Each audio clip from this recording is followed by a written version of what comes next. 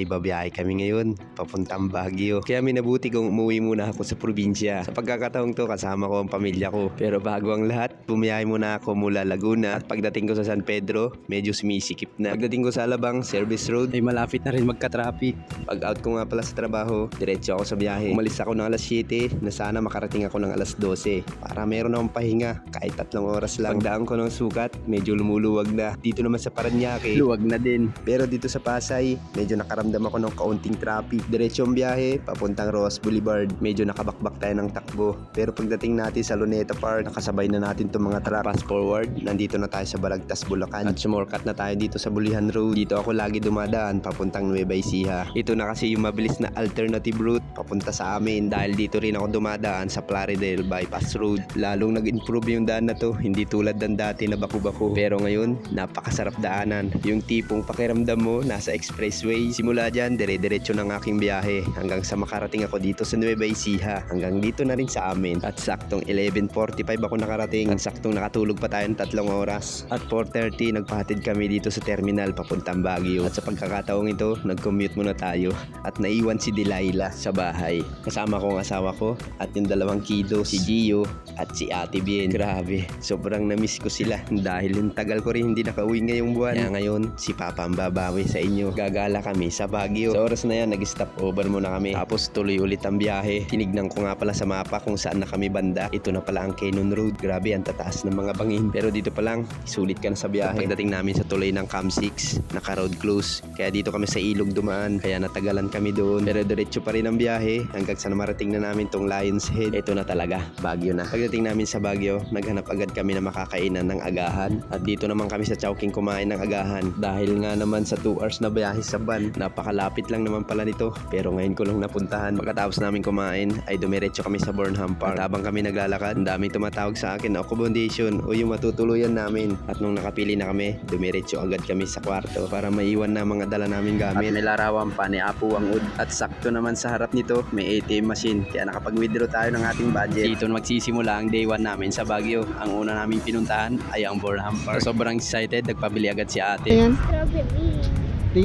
Ito agad ang aming pinuntahan dahil harap lang to ng aming tinuluyan. Nag-rent agad kami ng bike. At syempre, yung may sidecar para kasya kaming 4. At si ate na rin ang nagpipidal at nagmamaneho. At susulitin namin ang araw na to. Kaya mo pa?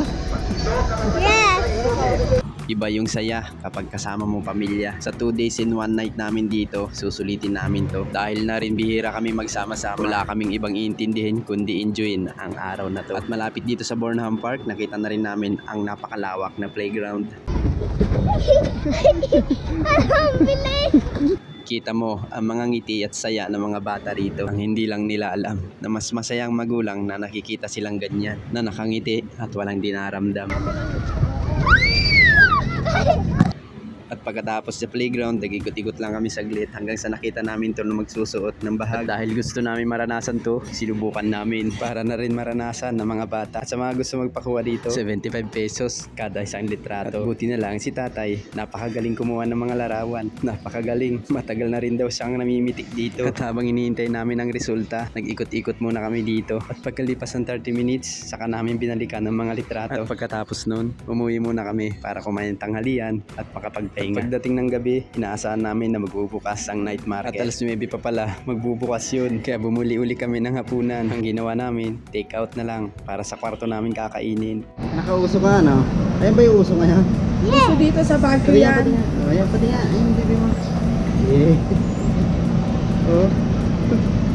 At pagkatapos namin bumili, bumalik ulit kami sa kwarto para doon na lang kami kumain at doon magpalipas ng oras hanggang sa mag-alas 9. Time check, 8:30, lumabas na agad kami para masubaybayan namin kung paano sila mag-assemble ng kanilang mga paninda. Marami na nga nag-aabang sa pagbukas ng night market na matatagpuan dito sa Harrison Street. At saktong pagpatak ng alas 9 ng gabi, magiging one way ang daan na to. At hindi lang yun, sabay-sabay na rin nila ayusin ang kanilang mga paninda sa mabilisang galawan, ang astig nun. Ganito para dito, kaya maraming dumarayo. Kaya nagtingin na rin kami ng aming mabibili. At grabe, napakaraming tao. Pagkatapos nun, umuwi na rin kami. Kinabukasan, ito ang aming day 2. Pagising namin ng alas 6 ng umaga, nag-prepare na kami. At ngayong araw din na to, babiyahe kami papuntang La Trinidad, Benguet. At naglalakad na kami papunta sa terminal ng jeep. At ang isa sa napansin ko dito, ang mga taxi nila. Toyota Innova, Mitsubishi Adventure, at Isuzu Crosswind. At wala dito yung Vios taxi. Sa Manila lang yun. At alam namin na mahal ang taxi papuntang Benguet. Kaya sumakay na lang kami ng jeep. Nasa 16 pesos lang pala papunta ron. At sa kabilang banda, napansin ko ang makukulay na bahay na to.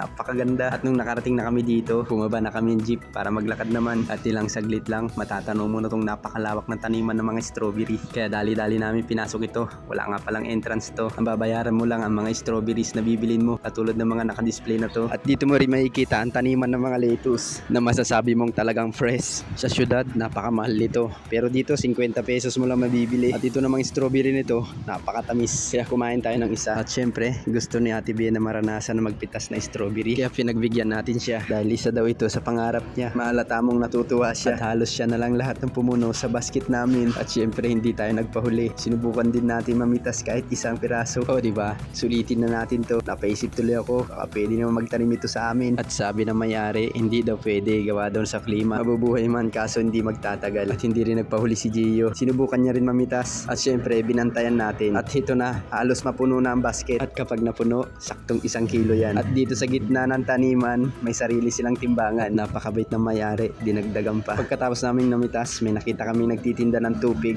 At syempre, ang flavor nito, strawberry. At ito ang strawberry farm. At ayon sa nakausap natin, halos aabot to ng 24 hectares. At ganun siya kaluwang. At pagkatapos nun, bumalik na kami. Syempre, hindi magpapahuli ang mga souvenir. Hindi makukompleto ang Baguio mo kapag wala kang nabiling souvenir. Katulad ng mga tinitinda nilang nakadisplay na to. Napakaganda. At pinaubayan na lang natin kay Mrs. yan. Hindi tayo marunong mamili. At sa mga nakaranas dito, meron ba kayong kuha dito sa Giant Strawberry? First, kung meron, paki-comment down below para makita natin. Pagkatapos namin maglibot dito, bumaba na ulit kami ng Baguio para makapag-prepare sa pag-uwi natin. Bago mag alas 12, bumiyahe na tayo pabalik ng San Jose Nueva Ecija para pagdating natin doon, makakapagpahinga pa tayo. Marami pa kami hindi napuntahan sa Baguio, pero okay lang, may susunod pa naman. Siguro sa susunod, may sarili na tayong sasakyan para lahat ng pasyalan doon, mapupuntahan natin yun. Kaya hanggang dito na lang ang video na to. Salamat sa panunod at salamat sa lahat na sumusuporta sa page natin. Ingat ka palagi. Hanggang sa muli. Paalam!